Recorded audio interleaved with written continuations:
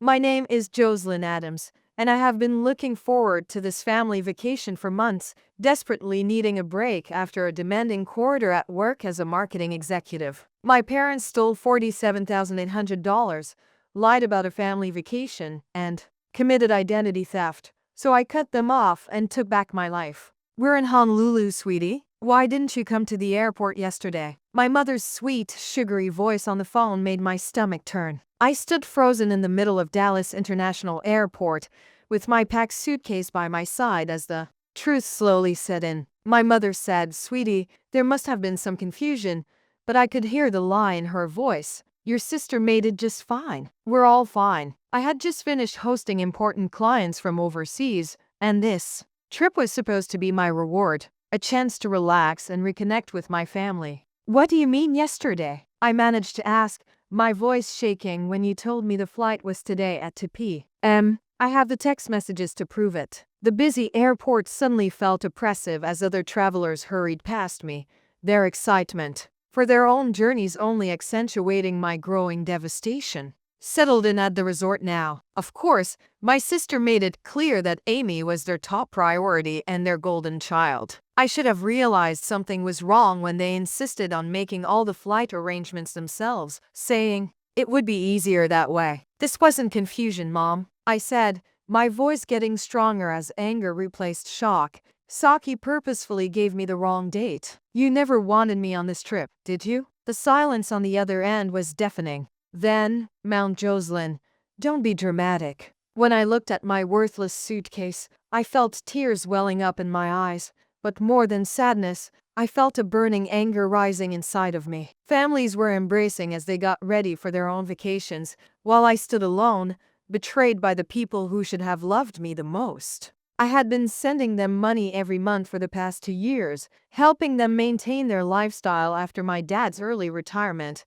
and they relied on me for everything from groceries to medical bills, and still they chose to exclude me from our family vacation. After graduating from college, I threw myself into my marketing career, working overtime and weekends to climb the corporate ladder, while Amy pursued her dreams of becoming an actress funded by our parents' retirement savings. I've always wondered if my parents ever truly saw me as their daughter or just as their personal bank account. Growing up, everything was about Amy, her dense recital, her straight A's, and her perfect smile. As a result, I learned to live in her shadow, but I never stopped trying to win their love and approval. "We're so blessed to have such a generous daughter," my mom would say during our weekly calls, but those calls always ended with updates. I was an executive at my firm, managing major client accounts and a team of 15 people, when my dad decided to retire early due to his arthritis.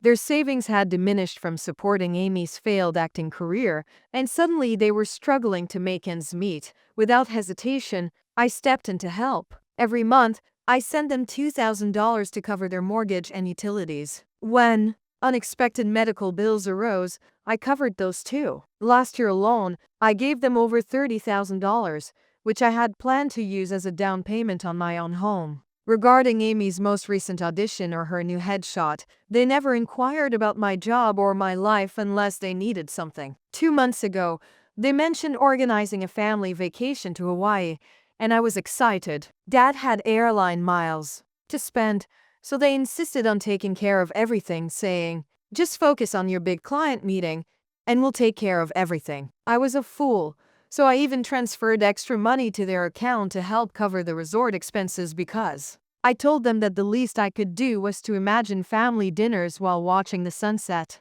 I was standing in an empty airport with a packed suitcase and a broken heart when my phone buzzed with a new message. It was a picture of Amy and our parents at the beach with cocktails in hand, with the caption, "Our family vacation begins." It was different that they would finally see me as more than just their financial safety net. "I wish you could have made it, sis. I'm missing you." I had never experienced such a level of anger before, and as I stood there in the airport, looking at Amy's picture, something inside of me finally broke. I began going through old texts from my parents and then my mom texted me on the 15th, but when I looked at Amy's Instagram story, I saw that their boarding passes from yesterday, the 14th, were clearly planned out, so everything about the trip had been planned so that I wouldn't miss it on the flights at 2 p.m. My phone rang again, and this time it was my father, Joe's line. He began his voice harshly, as if I were a child being reprimanded, or my mother was very upset by your attitude.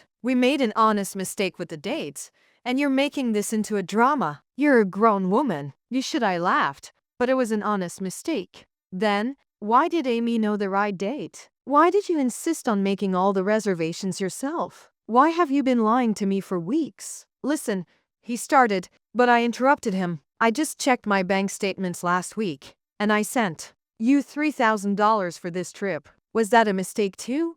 Or did you just take my money knowing you'd leave me behind? The silence that followed told me everything I needed to know. Joe's line. He finally said, his voice softer now, trying a different approach. You know we're on a fixed income, so we needed that money for the trip. You're doing so well in your I've been making sacrifices for your family for years. I've given up my savings, my dreams of buying a house, everything to support you and your mother. This is how you repay me. Don't be selfish, he snapped. Your sister needed this vacation because she's been under a lot of stress with her acting career. I interrupted my voice to say, you mean the hobby you've been funding with my money while she lives rent-free in your house?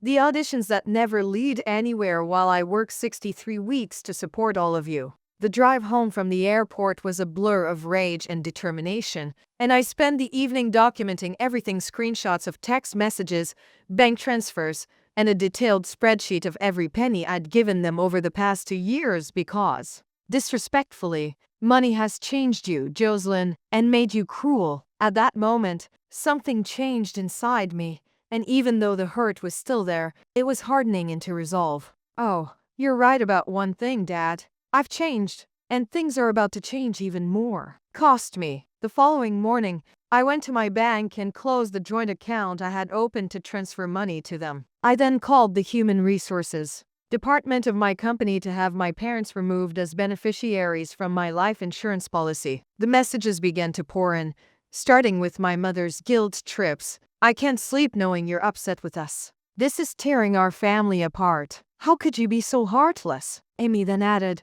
oh my God, you're being so dramatic. Moms were crying every day because of you, but my father's message was the one that truly revealed their true feelings. I stared at my phone, amazed at their audacity, and thought, dear Mom, Dad, and Amy, I've done a lot of thinking since yesterday. The Hawaii incident wasn't a miscommunication. It was a deliberate choice to exclude me while still taking my money. This pattern of behavior ends now, effective immediately. I am cutting off all financial support. Colors, we raised you better than this. This is how you repay us after everything we've done for you. Your mother needs her medication refilled this week. Don't you dare abandon your responsibilities to this family. My phone exploded with calls and texts within minutes. My mother left heartbreaking voicemails about how they would lose the house, and Amy sent angry messages calling me selfish and heartless. My father's texts became increasingly threatening, warning me of consequences if I didn't come to my senses.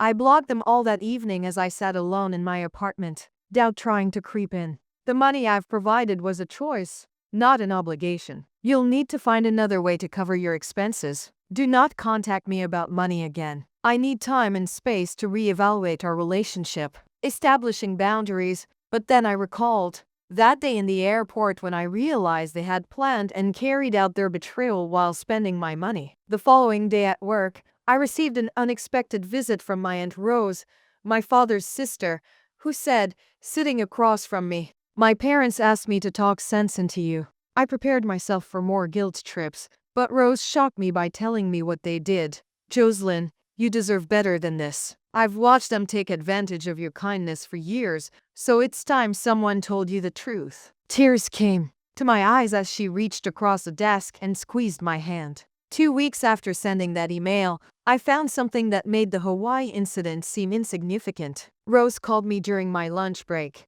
her voice tight with concern. Jolene, I need to show you something. When I got there, she had a stack of papers spread across her dining room table. Oh, your father came to me last week asking for a loan. He let slip some things that didn't add up, so I did some digging, and what she showed me made my blood run cold. They'll do everything in their power to get you back, she said. They hadn't just been using my money for necessities. They had been living far above their means and relied on me to support their extravagant lifestyle. Oh, look at this, Rose. Which pointed to a credit card statement. They took out a new card in your name 3 months ago. Have you checked your credit report recently? My hands were shaking as I took out my phone and downloaded my credit report, and I saw a $15,000 credit card that I had no idea existed. They had opened it using my personal information and social security number, which is identity theft. Rose said quietly. It's a crime, Joseline. I felt like I couldn't breathe. Story about Amy's acting career.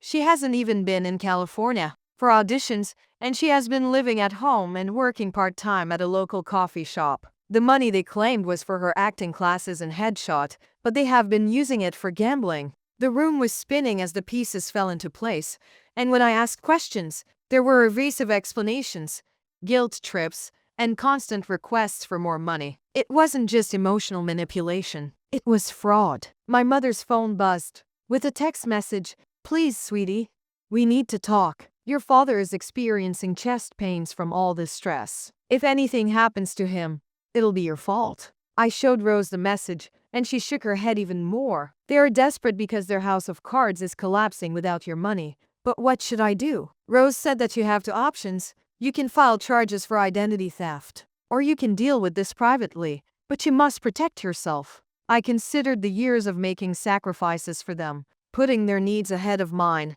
believing their lies, and experiencing chest pains, tears, and guilt trips, all of which were all part of their game. I wanted to speak with them one last time, but I needed you by my side. Rose nodded, and I said, I'll set it up, but first we need to gather evidence and freeze your credit. They have shown you who they really are, and that night, I believed them. For the first time in my adult life, as I lay there, something else occurred to me. The fog of manipulation was lifting, and in its place was a steel-like resolve. They wanted to play games, fine, but this time I would be the one setting the rules. The confrontation was scheduled for Saturday afternoon at Rose's house. I spent the morning with a lawyer, understanding my options regarding the identity theft, and then I prepared a folder with all the vacations and the house I wanted to buy. I couldn't sleep because I kept thinking about all the dreams I'd put on hold to support them. When my parents arrived, Amy was with them. She didn't look like the carefree girl in those Hawaii photos. Instead, her face was drawn and guilty. They filed into Rose's living room like kids calling to the principal's office. Thank you for coming, I said steadily, starting with the credit card statements, bank transfers, text messages, and everything else I needed them to understand that their game was over. Shaline, my mother said, stopping me in the middle of weeping, you need to know before you say anything. Oh no, I interrupted her. I'm talking now, and I took out the credit card statements. My father's face was flushed, and Amy looked perplexed, but my mother hurried in and said there was an emergency. I laid out more documents, such as the gambling debts, the maxed-out credit cards, or perhaps Amy's phony acting career. Oh, you really don't know, I said to her. They've been telling me that you're in California pursuing acting, which is where all my money supposedly went, your headshot classes and rent. Amy looked at our parents in disbelief, and they said, I've been working at Starbucks. Tuition. The room erupted in chaos, and Amy began to cry. My mother tried to explain, but my father stood up, his face red with anger, and he shouted, we did what we had to do, and you don't understand. No, I understand perfectly. I pulled out my last piece of evidence, which was that two had committed identity theft, which is a federal crime. I had two options: press charges or handle this privately. My mother broke down in dramatic sobs. Oh, you wouldn't, she said, because your parents don't steal from their children. Parents don't lie, manipulate, and commit fraud. I nearly fell for it for a second, but then I saw my mother's expression, not one of panic, but one of calculation, and realized that this was their last move to regain control. Oh no, I said firmly. No more manipulation. Here's what's going to happen. You're going to close that fraudulent credit card. You're going to sign a repayment agreement for every penny you stole, and you're going to leave me alone. The silence that followed was terrible. Eventually, my father nodded in defeat, and my mother stared at the floor crying. And if we refuse, My father asked about his heart attack that was mysteriously forgotten. Then, I'll press charges, and you can explain your actions to a judge. In the weeks that followed, my parents' carefully crafted fraud completely collapsed without my financial support, forcing them to sell their house and move into a small apartment. The repayment agreement meant that the majority of their retirement income went to paying back what they'd stolen from me. It wasn't retaliation, it was justice. Amy moved in with Rose temporarily while she figured out her next steps. One evening, she called me, her voice small and uncertain, and I had no satisfaction. Amy looked at me as if she was seeing me clearly for the first time. I had no idea what they were doing, and she said, "I'm so sorry, Jocelyn." Her apology meant something, but it couldn't erase years of damage still. It was the beginning of my parents' final attempt to control me. They unexpectedly showed up at my office, creating a scene in the lobby and causing my mother to sob.